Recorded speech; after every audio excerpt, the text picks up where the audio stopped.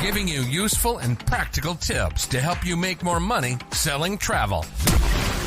This is the Art of Selling Travel Podcast, and here to guide you through it all, your host, Glenda Beagle. Welcome back to another special episode of the Art of Selling Travel Podcast. As mentioned, I am your host, Glenda Beagle, and I am here to share with you as a part of this very special series called the Sales Success Mini-Series, Supercharge Your Sales Success. And so today I wanted to talk about the 5 things in your marketing that might actually be hurting your chances of making a sale.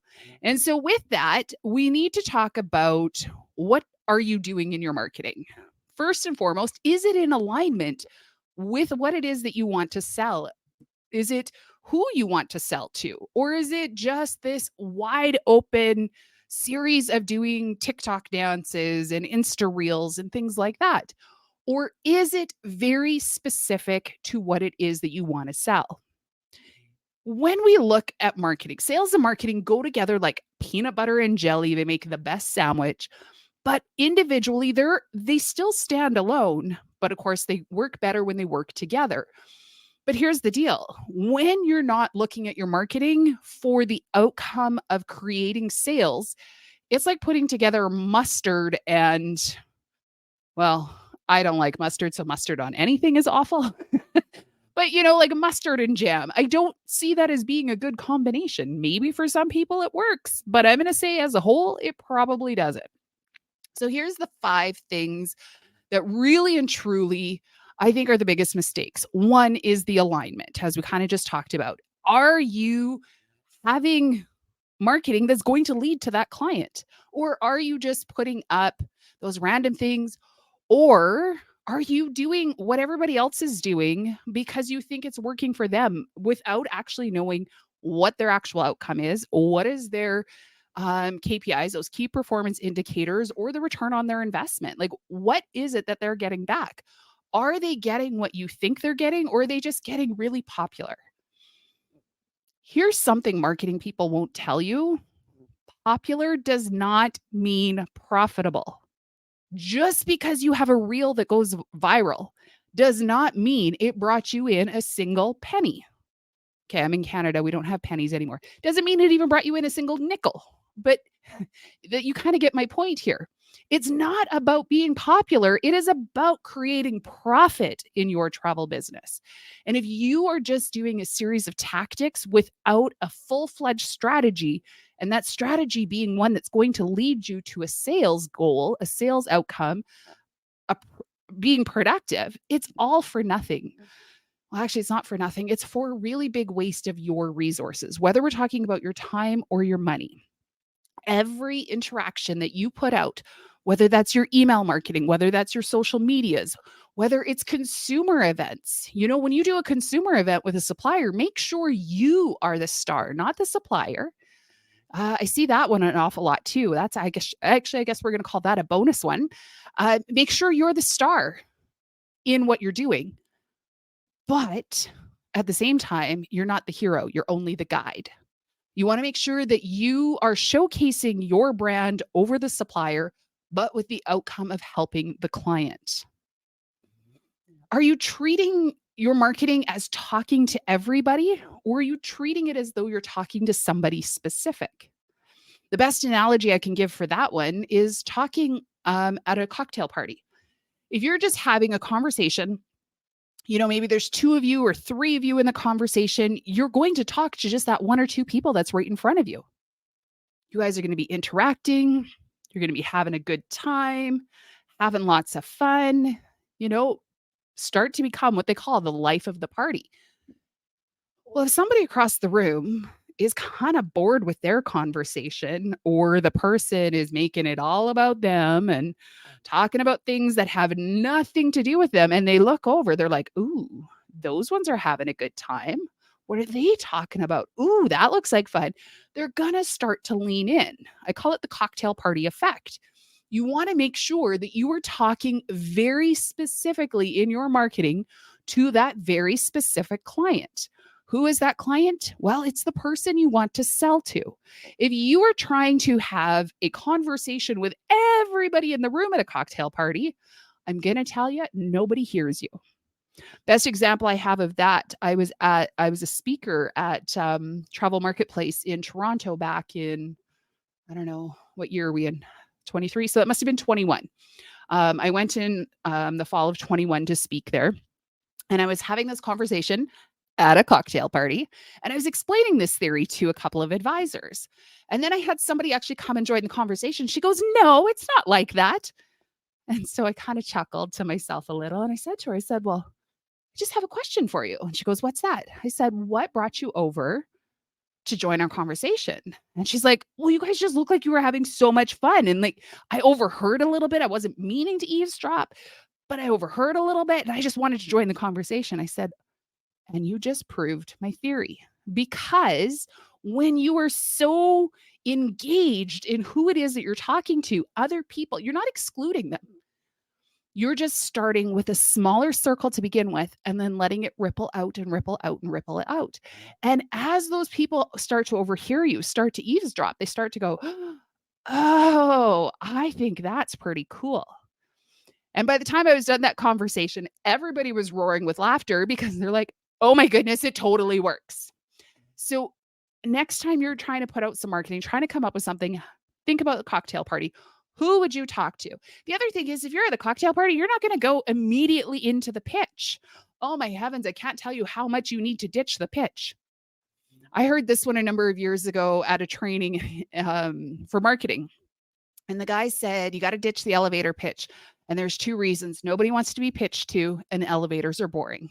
And I just thought that was so totally perfect.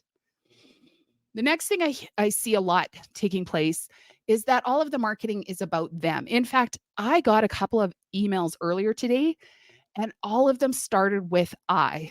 I've been thinking about you. I did this. I don't want you to miss.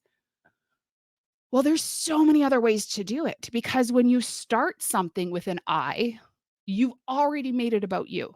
And in fact, a lot of people do that with their social media and their marketing and whatnot. When you are looking to sell something, it's got to be something that speaks to the client. Again, this is that whole popular versus profitable. People who are popular want to make everything about them.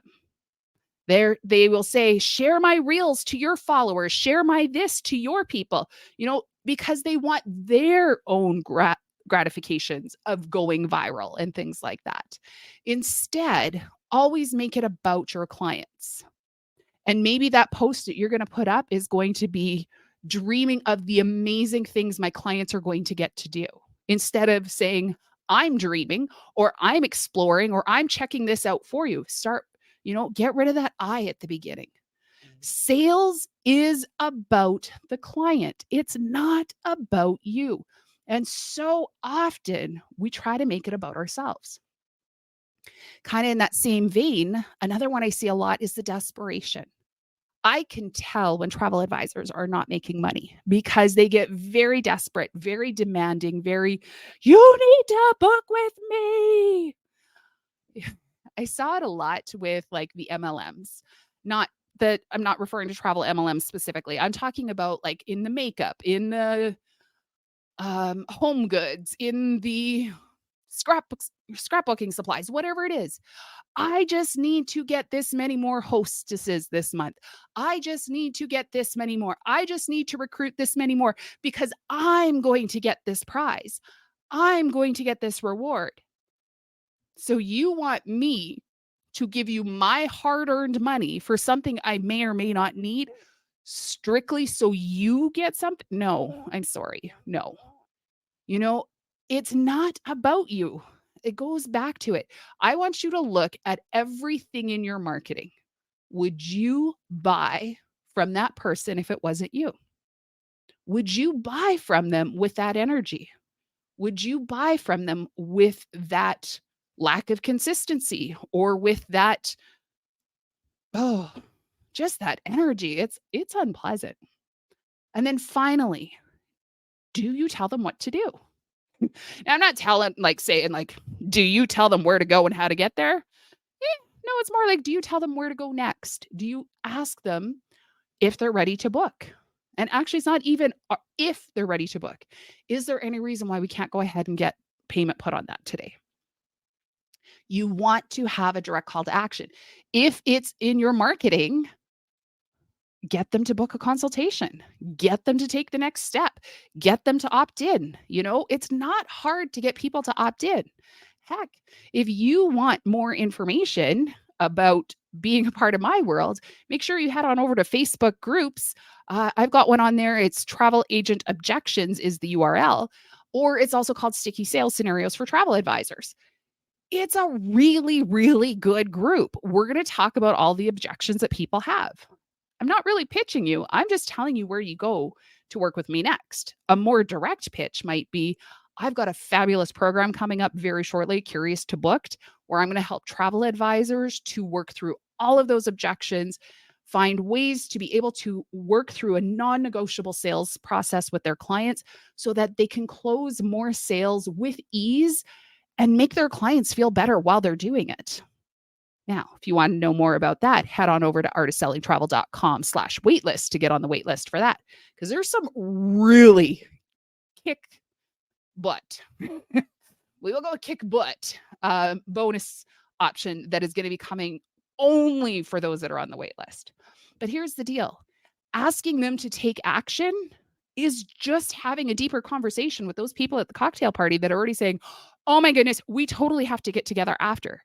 Now you're saying, okay, that's great. Let's get together at a consultation. Let's get together in my Facebook group. Let's get together on my email list. Whatever it is, that's what it is. Don't overthink your marketing. Don't worry about knowing every bit of the latest tactics, but definitely get them off social media. You don't own your audience on social media. You only own the audience in your list. So get them off social media as fast as possible. Okay, we're keeping these short and sweet so that you can get back to selling. I will be back here in just 2 more days with yet another new episode. I am loving these shorter episodes, and I can't wait to connect with you again soon. Happy selling.